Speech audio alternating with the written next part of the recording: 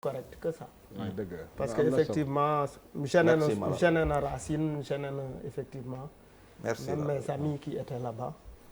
waa Mbëbës le collectif pour la défense des intérêts de Mbëbës ils étaient très gênés donc je m'excuse. Tu as bien fait. beneen affaire bi ma bëgg a wax mooy moi je lis tout au mois de mars.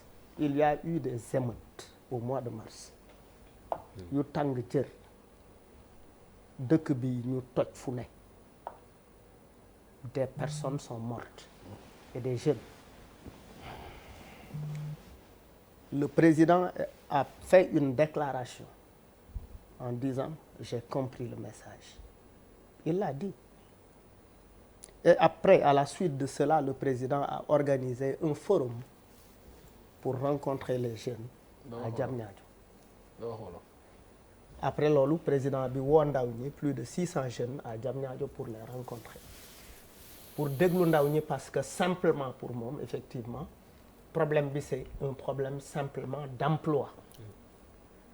Ñu élaguer la question de l'expression démocratique, de la liberté d'expression. Alors que énormément de personnes étaient sorties parce que ils ont compris que la démocratie dañu nekkoon ci processus de confiscation de la démocratie en prétextant un problème.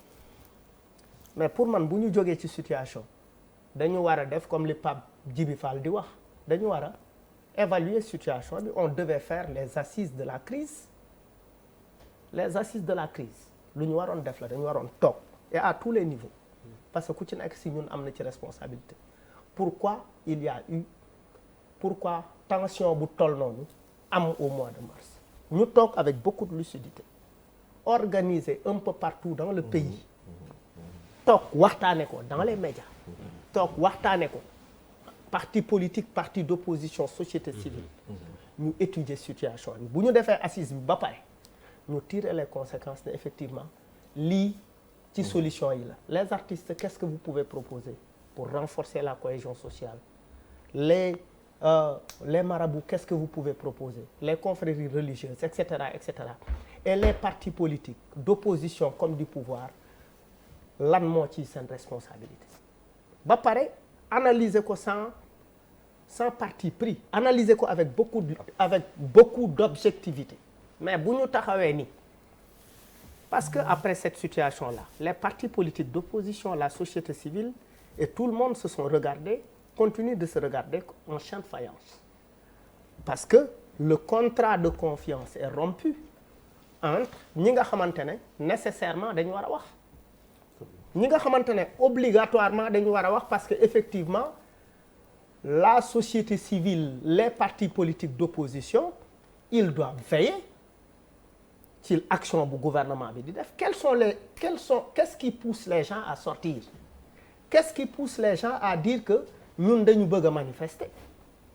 Le 23 juin bi le M2D a décidé de le célébrer pour dire effectivement les acquis démocratiques au Sénégal, on doit les préserver. On doit rappeler au pouvoir que lii dañ ko am comme acquis et du ñu nangu ñu salfaañe ko. Et de l'autre côté, le pouvoir s'est arrangé effectivement à organiser son 23 juin à lui. Même bu fekkee ni bokkoon nañ ci mais l'esprit n'a pas été respecté. Mais le fait que ñu organiser ko c'était pour effectivement peese seen bopp par rapport ak li M2D di def pour dire que effectivement rajo yi nekk ci ñan ñooy gën a mobiliser. Le truc c'était pas kan mooy gën a mobiliser. Le truc c'était effectivement quel est ban type de discours la ñuy tenir en termes d'alerte et de veille par rapport ak ñi nga xamante ne ñoom la ñu dénk réew mi. Loolu c'est des éléments très très importants. Bu ñu delloo di analyser waat aujourd'hui la scène politique, les éléments de langage que nous avons c'est des éléments de langage effectivement yi nga xamante ne yu inscrire ci défiance, yu inscrire ci en fait kii dafa naan ñii dañ naan waa ji def naa ko ñee kee naan bii yoon duñ ma bett. Est-ce que ça doit se passer comme ça? Non. Ça ne doit pas se passer comme ça parce que effectivement bu ñu bu Pape Malick waxee ni la piraterie maritime dugal nañ ko ci mais la piraterie maritime pour la régler il faut la régler au niveau des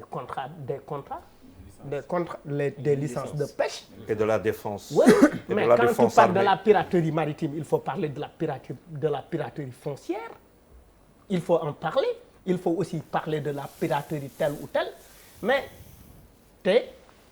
li tax ma d'accord ci li Toussaint Manga wax par rapport aux acquis démocratiques. La question économique ne peut pas être plus importante que la question démocratique parce que wax ko ci wolof Malal wax ko ci wolof. koom nit ñi lu ñu am koom te moomuñu seen bopp amul benn njëriñ parce que man Arabie Saoudite ñi fa ne lu tax ñuy daw France di fa vacances wala di daw boo demee Hollande fa nga leen di fekk Dubaï parce que ils ne respirent pas chez eux parce que il y a des restrictions ñemewuñu Tunisie qu'est-ce qui s'est passé les voies étaient étouffées et quand il a suffi d'un petit truc pour que nit ñi jóg Sénégal nag dëkk la boo xamante ne depuis les années 60 nit ñi dafa am ay génération yu xeex ba ñu toll fii 23 juin nekkoon aussi un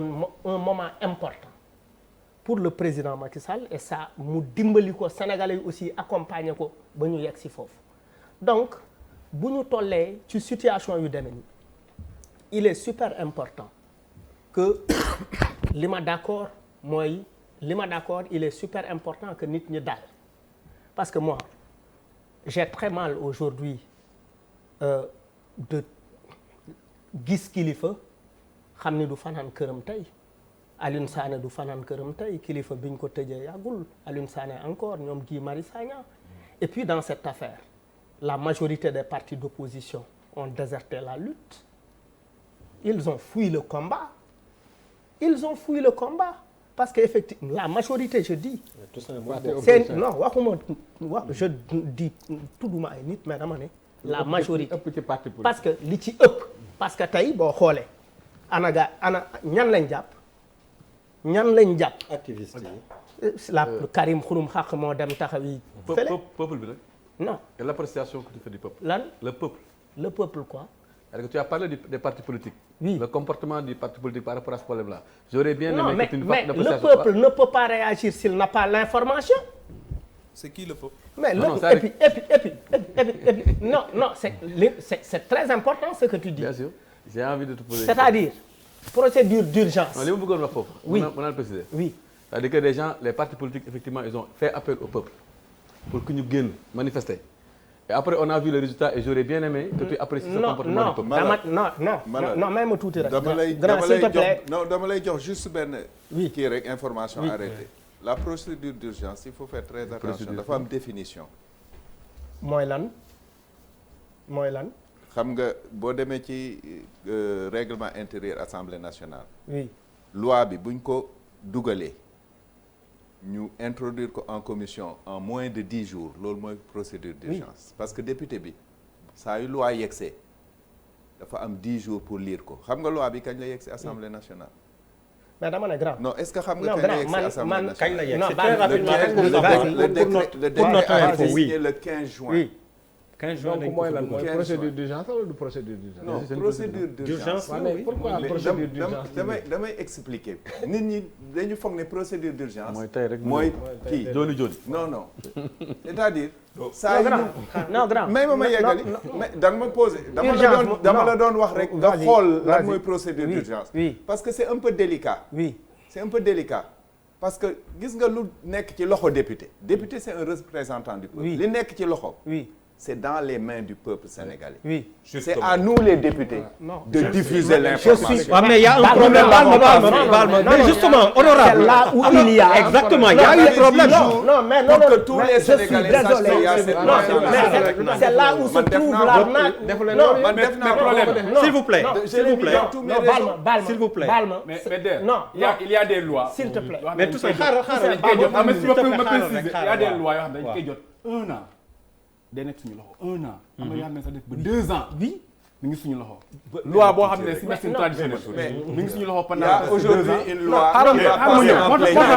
moom ne léegi foog ni 10 jours yi ce n'est rien du tout pour étudier une loi sérieusement. Ok, léegi on redonne la parole à Malal. Malal pour terminer s'il te plaît. Mais déjà quand c'est urgent c'est trop tard bu fekkee dañuy jàpp loolu. pour man buñ ne urgent la mooy yàkkamti na nañ ci def lu gaaw mais lu tax ñuy yàkkamti sur une question qui concerne le terrorisme, c'est une question très très sérieuse et puis l'État à lui seul ne peut pas lutter contre le terrorisme quelles que soient les lois yi nga xamante ne daf koy teg. La lutte contre la corruption, si la population ne s'engage pas pour lutter contre la corruption, pour dire que sur la route je n'accepte pas qu'un policier su ma amul permis bu baax je n'accepte pas de lui donner 1000 francs sur tel. Si la population ne s'engage pas, n'est pas assez bien sensibilisée pour lutter contre ça, on ne peut pas gagner le combat. Donc le terrorisme est une question boo xamante ne ci biir corruption ak leneen parce que en Irak qu'est-ce qui s'est passé ba terrorisme dugg fa parce que l'armée est corrompue, tout le système est corrompu. Après mu yombal les terroristes ñu mën dugg ci dëkk bi. Donc bu ñu bëggee yenn affaires yi la question du terrorisme c'est une question très très sérieuse. C'est une question très sérieuse. Lu sérieux nag da ngay jël nga taaj ko nit ñi waxtaane ko ci grand place yi def ko wax sa xalaat def ko ci ay jotaay def ko ay consultation citoyenne ñu waxtaane ko ba mu leer nañ. bu ñu ko waxtaanee ba mu leer nañ population bi am ci opinion bu jaree sax ñu yóbbu ko référendum. Mais on ne peut pas tout de suite dire que on y va et après. Et puis après. Malal pour terminer, s'il te plaît. May ma rek juste benn ma tëj fii. Erreur bi njiit yu bëri di def mooy il pense que avec boo amee sa majorité parlementaire di jàllale ay loi yi di jàll gars yi di ko signer tu es protégé. Peuple buy jóg. Les événements yi passé pour man nit ñi dañu war a am lucidité jàng ko avec beaucoup de philosophie def ci attention bu ñu deful ndànk on risque d'aller vers des événements beaucoup plus douloureux te su boobaa muy man di yow di keneen ak keneen kenn du ci génn. Il faut qu'on soit lucide et qu'on mette le pays en avant loolu moom mooy responsabilité. jiit bu bëggee réewam moi je pense que noonu la war a. Merci Malal. Papis Diaw.